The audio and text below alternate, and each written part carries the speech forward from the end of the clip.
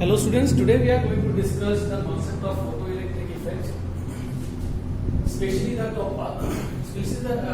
concept of stopping potential and the graph of this experiment conducted by Lenard and Hertz based on the photoelectric effect. Now what we know that if we have a metal surface and if the incident light falls on it with energy more than the work function, then the electrons are emitted out from the metal surface, and these electrons are called photoelectrons, and in such kind of setup it also creates a current. But we are going to see another way of writing the photoelectric effect equation as proposed by Einstein in terms of stopping potential. Okay, now that is the objective of today's class, that how we can write energy equation of photoelectric effect in terms of stopping potential. So before that we will just try to understand this part. Okay, now just imagine that you have two plates over here, one being negative and other being positive over here. Now if you release an electron, releasing the electron means, let us say the initial velocity of the electron is 0. Now at this point in this region the electric field will be in this direction, so the electron will experience a force in the direction opposite to electric field, because it's a negative charge. Negative charge experience force in the direction opposite to electric field. Now this force on the electron will act in this direction, so initial velocity is 0, but because of this force the electron will be accelerated, and by the time it reaches this end, let us say it has gained some velocity v. How we are going to put this in energy equation? Now we know from work energy theorem that work done is equal to change in kinetic energy. Now what is work done? Force times displacement equal to half mv square, the final energy, minus 0, 0 is the initial kinetic energy. How can you write F? F you can write as E times of E as shown over here. So F you can write as E times of capital E, the force, equal to half mv square. Then this term ED, from electrostatic we know this formula, E is equal to V by distance. So V is the potential difference between across these two plates. So V divided by D. So I can write ED as V, where V here is accelerating potential. So here what we can see, E times of accelerating potential. Why I am using the word accelerating potential? Because here the electron is being accelerated, its kinetic energy is being decreased. Its kinetic energy being increased. Okay. Now let's reverse the entire situation now. Now let us come to this one from the plus plate. Now we know that this end is at negative potential. So with velocity, the electron, when it starts traveling in this direction, it will get a repulsive force because of the electric field, or because you can say because of the negative plate. Because negative electron and negative plate will repel each other. Or if you have to try to understand with the help of electric field, we can say that electric field is in this direction because it's from plus to minus. So the force on this electron will be in this direction. So you can see here velocity is in I cap and force is in minus I cap. So basically what is happening is just this force is providing a resistance to its movement. Now let us say that the potential difference on the electric field is in such a way that the moment the electric reaches over the plate, it attains a velocity of 0 because of retardation. That means potential is sufficient enough for it just to reach the plate.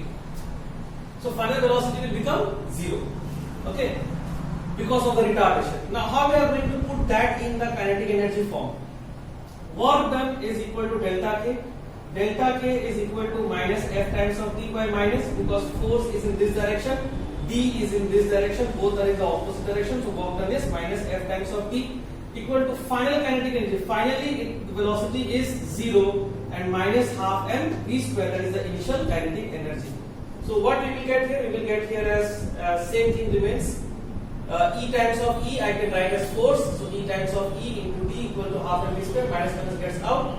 And now I am signifying this potential as V naught, that is the stopping potential. So E times of D, same logic, E times of D is equal to V, but V I am writing as V naught as half mv square. So let us try to understand what is happening over here. This V naught which we are providing, the stopping potential, is that much of retardation it is providing on the electron, due to which the electron just reaches to the negative plate or the other end. Okay, that means what negative potential has done? Negative potential has overcome the entire kinetic energy. Okay, so it has stopped the electron. It has stopped the electron to reach the negative plate. Okay, it just reaches the negative plate.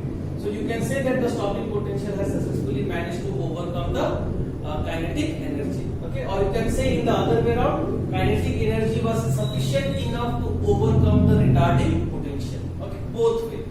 So I can use this equation of EV naught equals to half mv square, and if I look at the Einstein equation of photoelectric effect, it says h nu incident energy work function h nu naught plus the maximum kinetic energy, and that maximum kinetic energy, in order to stop it, if I provide a retarding potential, I can say that kinetic energy is equal to E times of V naught. So what we get is we get the photoelectric equation in terms of stopping potential. Okay, h nu equals to h nu naught plus E times of V naught. Okay, so stopping potential is basically that potential which can stop the most energetic electron. Okay, so any retarding potential if you provide which is more than the stopping potential, definitely the electrons won't be able to reach the won't be able to reach the other plate. It will get repelled back, and photo current will not be established. Okay. Now coming to this part, the Lenard and Hertz experiment. What is happening here in Lenard and Hertz experiment?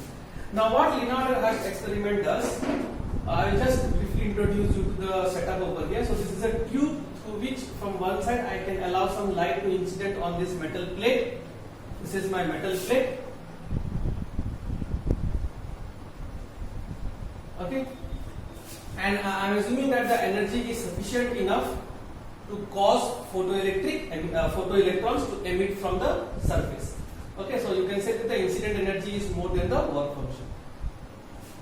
And this is another plate. Now, in the very first, this end is maintained at negative potential and this end is maintained at positive potential. Okay. So if this is positive, what will happen to the electron? Electron will start accelerating and will start attaining or will start reaching this end of the plate. Now let us try to understand here.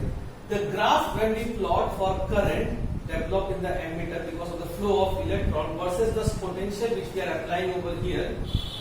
Okay. That graph looks like this, and in order to explain to you, I am dividing this entire explanation in terms of A to B and then A to C.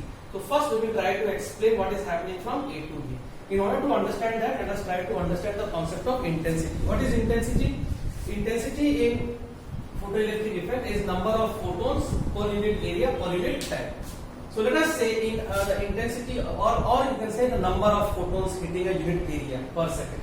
So let us say that, just for example, okay, let us say that 100 photons are striking. How many? 100 photons are striking. Assuming the efficiency is 100%, that means each photon can eject out one electron. So in 1 second, if 100 photons are striking, in 1 second, how many electrons are being ejected? 100 electrons are ejected. So I have 100 over here, I have 100 over here also. Okay? But remember, all electrons will not be ejected with the same kinetic energy, because there will be some electrons which will be ejected after undergoing some collision. Okay, so their energy won't be half mv square, it will be less than that. This Einstein equation which was proposed is only for those electrons which comes out without undergoing any collision. So in order to understand that, so I can say that if, in order to understand that, let us say that if I have this energy as, let us say 50 joule, let us say the work function is 30 joule, then the kinetic energy will be 20 joule, correct? So when 100 electrons are coming out,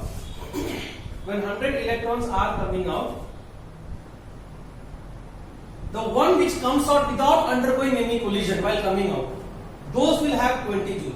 Rest will have less than 20 joule. So it will be like a spectrum of, not spectrum, it will be like a variation from 0 to 20 joule. Okay, all possibilities are there.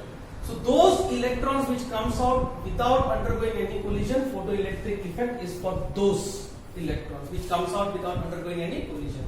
But in order to understand the graph, we have to understand all the possibilities. Okay. Now let us say that all these 100 electrons has appeared here. So in 1 second, 100 electron has come over here. Because of this positive potential, this electron will get attracted. Okay.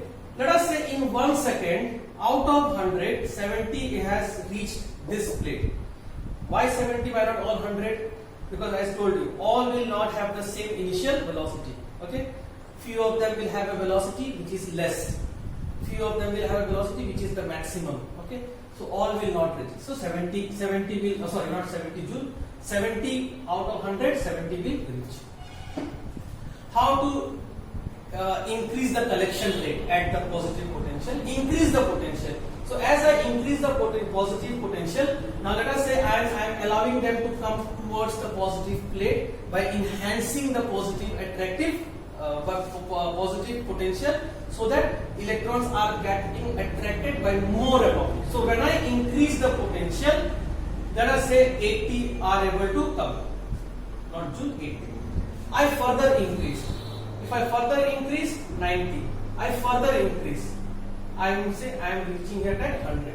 If I further increase, I won't get more than 100. Why? Because in each second only 100 is getting ejected out. Correct? If hundreds are getting ejected out, then at the most per second, how many I can get? Per second, I can also get at the most 100. And that's the reason why, as you increase the potential from 70, 80, 90, it becomes 100 and the graph becomes horizontal. We call this as saturation current. Okay? We call this as saturation current.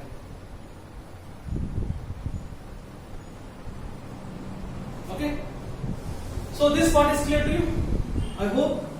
So as you increase the potential, the rate at which the electrons are getting collected will also increase, but it has an upper limit that depends on how many electrons are getting ejected out. Okay. For example, if I say, let us say, if I allow 200 photons to strike, and let us say 200 electrons are coming out, in that case, at the most I can get a collection rate of 200 electrons per second. So in that case, my photocurrent will become more. The graph will go up. Okay, from 100 it will go to somewhere here at 200. Okay, so the intensity or the number of photons, the intensity decides the saturation current. How many photons are striking the plate, that will decide the saturation current. Okay, more is the intensity, more is the saturation current. Now let's reverse the polarity. So I am using a dotted line over here. So I am putting a negative potential over here. Okay, I have reversed the polarity. This is now positive and this is now negative. So that means I am providing negative potential to this plate. Now what will happen? If I am providing negative potential, the negative potential will start repelling. So what will happen? I will find a drop in current. Correct? The current will start decreasing. If I start increasing that negative potential, so if I start increasing the negative potential, I am repelling the electron by more and more and more amount. At one instant, what will happen? No electron will reach the plate. If no electron is reaching the plate, that means current has become zero. And that point I am referring as stopping potential. So it is that negative potential which has repelled back all the electrons, including the most energetic electron also. Okay, so that potential is called the stopping potential, and that decides the A to C part of the graph. So when you increase the positive potential, you increase the collection rate. When you decrease the negative, when you increase the negative potential, you repel the electrons, go back, no need to come towards this. So at one instant, no electron is able to reach the plate and the current becomes zero. That potential is called stopping potential. Okay. Who decides the stopping potential? Now right now in this example which I have told, 50 joule, work function 30 joule, so the most energetic electron is 20 joule. Correct? What if I make this 70 joule? If this is 70, work function will remain same. This becomes 40 joule. That means now I have to provide a negative potential so that it can repel the 40 joule electron also. So what does it mean? It means I have to provide more negative potential. So I can conclude that higher the incident energy,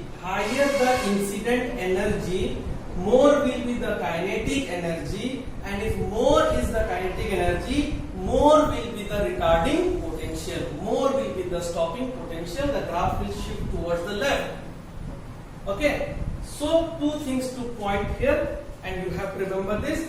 Intensity of the radiation, that is number of photons, decides the saturation current. Energy of each photon, okay, first condition, it has to be more than the work function. Second condition, if that condition is satisfied, and now if you increase the energy of incident photon, more will be the kinetic energy, more will be the stopping potential. Okay, so energy decides the stopping potential, intensity, number of photons, decides the saturation current. Okay, with this I hope you have understood. Thank you for watching.